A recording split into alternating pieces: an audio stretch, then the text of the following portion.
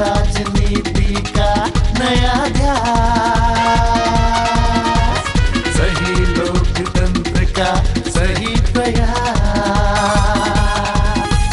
नई नीति नया विकास, रिपब्लिकन लोगों का राज, ये है अम्बेडकर राज पॉलिटिक्स, ये है नया पॉलिटिक्स। मैं हाईकोर्ट की अदालत से जनता की अदालत में ये केस लेके आया हूं। इसलिए जो लोग सुन रहे होंगे बैठ के कि उनको कॉन्स्टिट्यूशन हमसे ज्यादा आता है, तो जजेस लोगों से फिर विनती कर रहा हूं, कॉन्स्टिट्यूशन जाके फिर से पढ़ो कृपा करके। और अगर आपको लगता है कि आपको कॉन्स्टिट्यूशन ज्यादा समझता है, लॉ ज्यादा समझता है, तो जुडिशियल कंडक्ट को छोड़ो, एक बार नेशनल सेमिनार में हमारे साथ डिसेंट जो है डिबेट में आओ। जजेस लोगों को कह रहा हूं,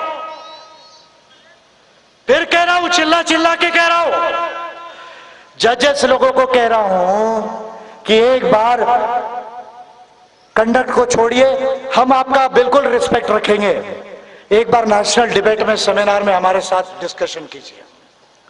रिपेरेशन, आज भारत के लॉ के किसी भी लॉ में, including the law of torts, there is no word reparation. कैसे ह्यूमन राइट्स लॉ कहता है? ह्यूमन राइट्स लॉ, अगर एट्रोसिटी हुई, ह्यूमन राइट्स का वायलेशन हुआ, तो जेल तो जाना ही है, जेल तो क्रिमिनल लाइबिलिटी है, but what is the civil liability? There are two liabilities in law, civil liability and criminal liability. Our civil liability of law is very weak in Indian law because our parliament and our legislatures are not paying proper attention to all these things. Human rights law calculation करता है कि ये मार दिया, इसको इतना material loss हुआ, इतना मेंटल लॉस हुआ, कैलकुलेशन निकालता है। हाँ, कितने का लॉस हुआ? 1 करोड़ रुपए का। मारा किसने? इसने, ठीक है। इसके पास कितनी प्रॉपर्टी है? 1 करोड़ में 50 लाख, 50 लाख ये देगा, बचा कितना? 50 लाख, वो बजट से मिलेगा। ये ह्यूमन राइट्स का कैलकुलेशन है, ये ह्यूमन राइट्स का कैलकुलेशन है। आज तो मजा हो रही है, जो लोग डिस्क्रिमिनेशन कर रहे हैं वही कह रहे हैं एट्रोसिटी को समाप्त करो। जो लोग हजारों साल से डिस्क्रिमिनेशन करते आए हैं, जो गांव में महिलाओं की इज्जत लूटे पाटिलगिरी करके, पाटिल का घोड़ा का तान आला पाटिलच्या घोड्याला, और वो पाटिल के घोड़े को तान आया और एट्रोसिटी करता है, डिस्क्रिमिनेशन कहता है। वो कह रहा है एट्रोसिटीज एक्ट को चेंज करो। एक क्रिमिनल कह रहे हैं कि ये पुलिस के वजह से, कोर्ट के वजह से मुझे क्राइम करने को नहीं मिल रहा है, पुलिस को हटाओ, कोर्ट को हटाओ, मुझे ओपनली कास्ट डिस्क्रिमिनेशन करने दो। शरद पवार और वो कौन, संभाजी भोसले, राजे नहीं, राजे गेले। आर्टिकल 18 ने राजा महाराजाओं को खत्म कर दिया, इसलिए संभाजी भोसले, संभाजी राजे नहीं, संभाजी भोसले और शरद पवार, अच्छे से सुन लो। अभी तुमने 20-20 लाख के क्या निकालना था निकाल लिया, बहुत ड्रामा हो गया। ओपन थिएटर में बिना टिकट के सबने पिक्चर देख लिया। तुम्हारे बाप में दम होगा ना तो एट्रोसिटीज एक्ट को कैंसिल करके दिखाओ, विजय मानकर चलो। ये शरद पवार को ओपनली चैलेंज कर रहा हूं,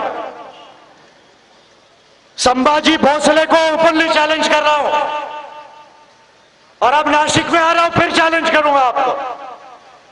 तुम्हारे अंदर अगर दम होगा तो एट्रोसिटीज एक्ट को तुम कैंसिल करके दिखाओ, विजय मानकर एक तरफ और पूरे के पूरे जो एट्रोसिटी को कैंसिल करने वाले लोग हैं वो एक तरफ। मुझे क्रॉस करके जाना पड़ेगा। अब आप ये मत पूछो कि मैं एक भी मोर्चा निकाले बगैर कैसे बचाऊंगा। बाबा साहब ने मोर्चों से आंदोलन नहीं लाया, इंटेलिजेंस से आंदोलन लाया। मोर्चों से आंदोलन नहीं आता। मोर्चों से हमको लगता है कि परिवर्तन आ रहा है, लेकिन मोर्चों से परिवर्तन नहीं आता। रैली से एंटरटेनमेंट होता है, लेकिन एनलाइटनमेंट नहीं आता। अरे ये नौटंकी बंद करो। बाबा साहब अंबेडकर ने रेवोल्यूशन कॉन्स्टिट्यूशन से लाया, बाबा साहब ने रेवोल्यूशन इंटेलिजेंस से लाया। आप कलम छोड़ के बैंड बाजा हाथ में मत पकड़ो। अब यहां शिवाजी महाराज के तलवार से परिवर्तन नहीं आएगा, बाबा साहब अंबेडकर के कलम से रेवोल्यूशन आएगा।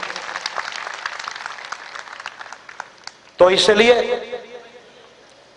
ह्यूमन राइट्स को संविधान में लाना होगा, ह्यूमन राइट्स को संविधान में लाना होगा।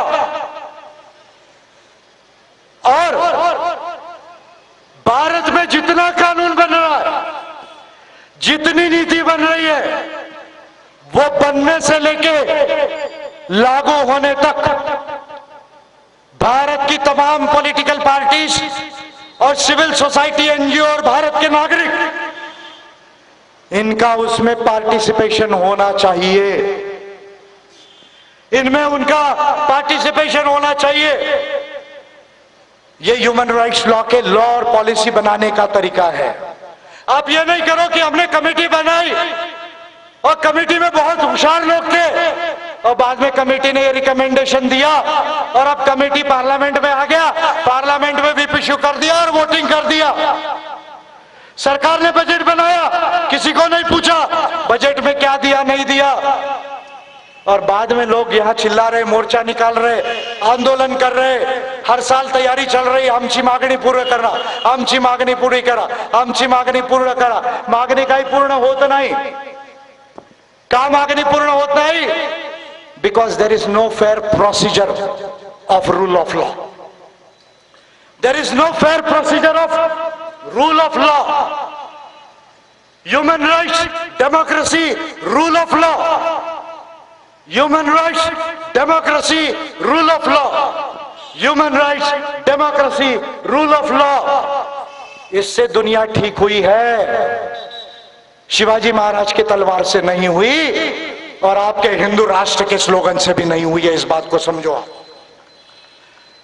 तो इसलिए कानून बनने से, नीति बनने से, उसके लागू होने तक भारत के तमाम नागरिकों का उसमें पार्टिसिपेशन होना चाहिए। पॉलिटिकल पार्टीज का, चाहे वो रूलिंग में हो चाहे अपोजिशन में हो, चाहे उसका एमपी हो या उसका एमएलए हो या ना हो, उसका रोल होना चाहिए। दूसरी महत्वपूर्ण बात, भारत के सुप्रीम कोर्ट की 6 से 8 बेंचेस बनाना पड़ेगा। क्यों 6 से 8 बेंचेस बनाना पड़ेगा? अभी आप मजे की बात देखिए, किसी दिन दुबकाले में केरला एक्सप्रेस में बैठिए। एक काम कीजिए, कुछ मत कीजिए, केरला एक्सप्रेस में दुबकाले में नागपुर स्टेशन से आप चढ़िए और आपको ऐसा लगेगा, और वो आप स्लीपर क्लास में बैठिए, एसी में मत बैठिए कृपा करके।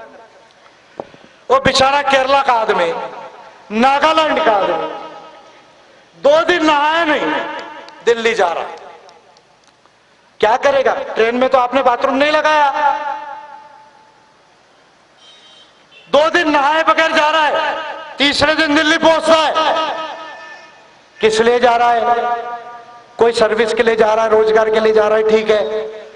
कोई जा रहा है सुप्रीम कोर्ट में अपनी फंडामेंटल राइट को सेफगार्ड करने के लिए। मजे की बात देखिए, राइट्स मेरे, अधिकार मेरे, उसको गारंटी करने के लिए मुझे सुप्रीम कोर्ट जाना पड़ रहा है। 3 दिन बिना नहाए 5 लाख रुपया देना पड़ रहा है एडवोकेट, और 10 साल बाद में डिसीजन आ रहा है। भारत के संविधान के आर्टिकल 130 में क्लियरली लिखा है कि सुप्रीम कोर्ट ऑफ इंडिया राष्ट्रपति के साथ मिलकर अगर चाहे तो भारत के अन्य जगहों पर उसकी सीट हो सकती है। अरे भैया, आप चेन्नई में 2 जजेस क्यों नहीं बैठ सकते? आसाम में क्यों नहीं बैठ सकते? श्रीनगर में क्यों नहीं बैठ सकते? अहमदाबाद में क्यों नहीं बैठ सकते? आप इलाहाबाद में क्यों नहीं बैठ सकते? और नागपुर तो सेंटर है सबसे, यहां तो जरूर बैठो ही बैठो।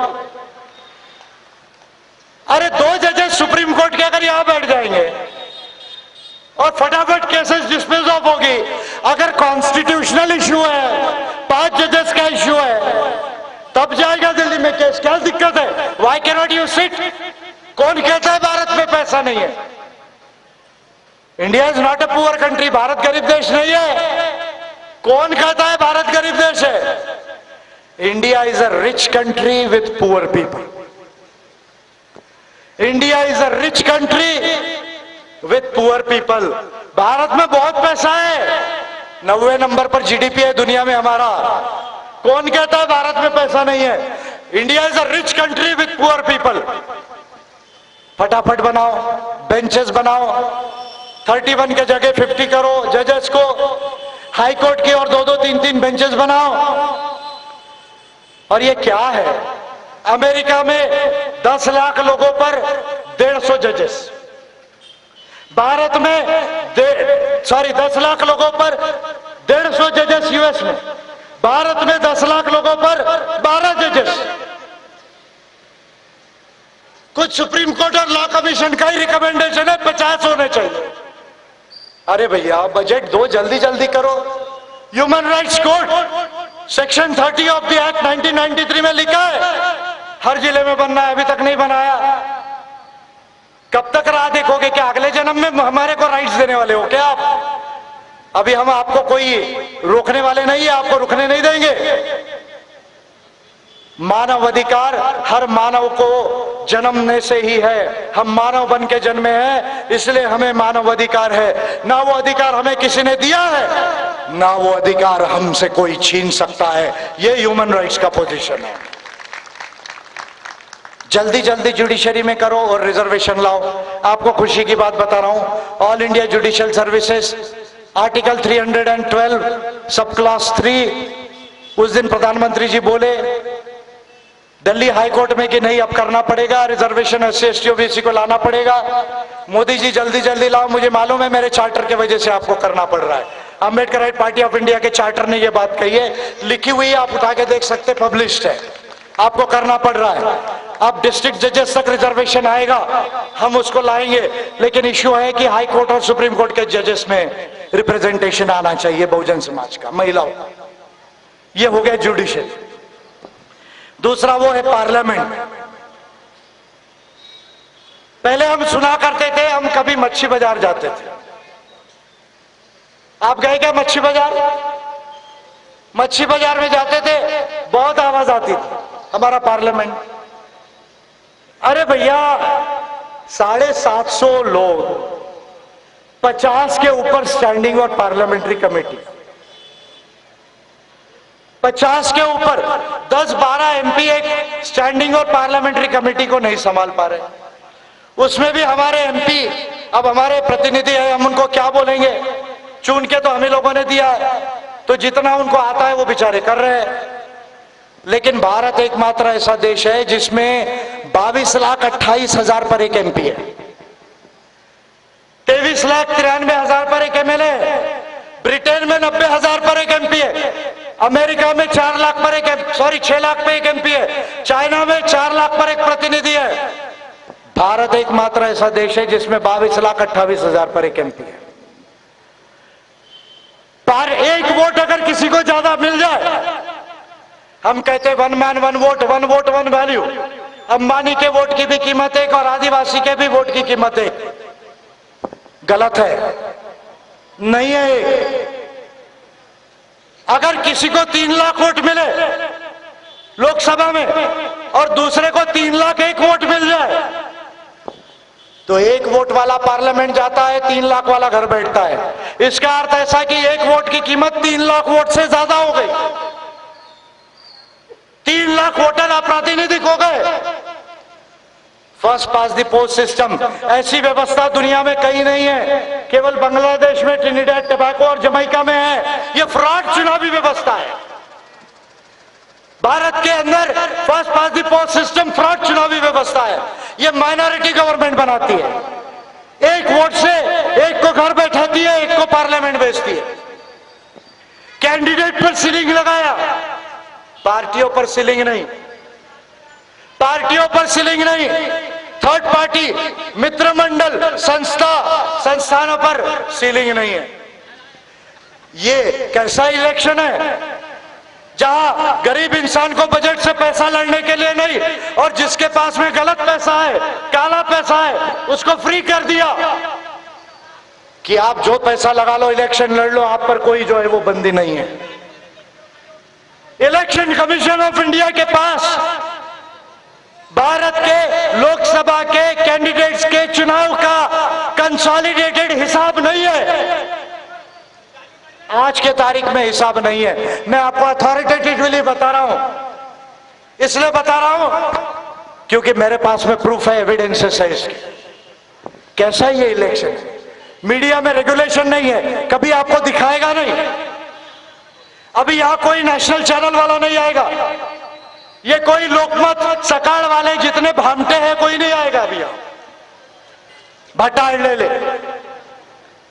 भट्टाळलेले भामटे मीडिया के लोग सब गलत पैसे से उनका मीडिया चल रहा है, उनको फ्रीडम ऑफ स्पीच है, वहां वो नहीं छापेंगे। इलेक्शन में सीलिंग नहीं है, एक वोट से आदमी जीत के जा रहा है, घर में बैठ रहा है। और वीपैट मशीन में सुप्रीम कोर्ट ने कहा तो 1600 करोड़ रुपए अभी तक बजट में दिया नहीं। अभी हमने फाइट किया तब बजट में दिया, अभी 19 में वीपैट आएगा मशीन में, ज्यादातर मशीन। ये कौन सी चुनावी व्यवस्था है? दुनिया में ऐसी चुनावी व्यवस्था कहीं नहीं है। इसलिए जब तक भारत में इलेक्टोरल चेंज नहीं आएगा, इलेक्टोरल सिस्टम चेंज नहीं होगा, तब तक भारत के लोगों के सही प्रतिनिधि नहीं जाएंगे। जब तक आप सही प्रतिनिधि लोगों के चुनकर नहीं जाएंगे, तब तक लॉ सही नहीं बनेगा, पॉलिसी सही नहीं बनेगी, ओवरसाइट सही नहीं होगा, इंप्लीमेंटेशन सही नहीं होगा, और तब तक भारत में डेमोक्रेसी रियलाइज नहीं हो सकती। इसलिए दूसरा बड़ा बदलाव इलेक्टोरल सिस्टम को बदलना होगा। तो 3 बातें मैंने कही। एक, संविधान में मानवाधिकार लाना होगा, anti discrimination and affirmative action law को जो है वो बनाना होगा, अफर्मेटिव एक्शन लॉ को जो है वो बनाना होगा, रिजर्वेशन एक्ट को बनाना होगा, और इसके साथ जो है अफर्मेटिव एक्शन लॉ और इसके साथ में जो है रिजर्वेशन लॉ को बनाना पड़ेगा। सुप्रीम कोर्ट की बेंचेस बनाना होगा, सुप्रीम कोर्ट को ह्यूमन राइट्स के इंटरप्रिटेशन के लिए हमको अकाउंटेबल बनाना पड़ेगा, और इसके साथ साथ जो है देश की इलेक्टोरल सिस्टम को चेंज करना होगा। जब ये होगा तब मैं समझता हूं कि भारत के अंदर में सही मायने में कॉन्स्टिट्यूशन ऑफ इंडिया का इंप्लीमेंटेशन होगा। तब जाके समता, स्वतंत्रता, बंधुता, न्याय और इसके साथ मानव की गरिमा साकार होगी। तब जाके भारत प्रबुद्ध भारत होगा, भारत ये महान देश होगा। मैं समझता हूं कि अब भारत के 125 करोड़ लोगों का वॉइस कोई दबा नहीं सकता। हमारे हाथ में सोशल मीडिया है, हमारे हाथ में आवाज जैसा चैनल है, लॉर्ड बुद्धा जैसा चैनल है। हम इसको गारंटी करेंगे कि पूरे देश में कॉन्स्टिट्यूशन ऑफ इंडिया और ह्यूमन राइट्स पर काम हो और इसका इंप्लीमेंटेशन हो। अम्बेडकराइट पार्टी ऑफ इंडिया इस बात को कर रही है, और मैं आपको दावे से कहता हूं कि ये बदलाव हम भारत के अंदर में लाएंगे, और वो दिन दूर नहीं कि जब अम्बेडकराइट पार्टी ऑफ इंडिया देश की सबसे बड़ी पार्टी होगी। ये बात कहते हुए जो है मैं अपनी बात को यही समाप्त कहता हूं। Long live the constitution, long live the people of India, long live the constitution, long live the people of India, long live the human rights, long live the people of world, long live the human rights, long live the people of world. जय भीम, जय फुले, जय प्रबुद्ध भारत, जय प्रबुद्ध विश्व।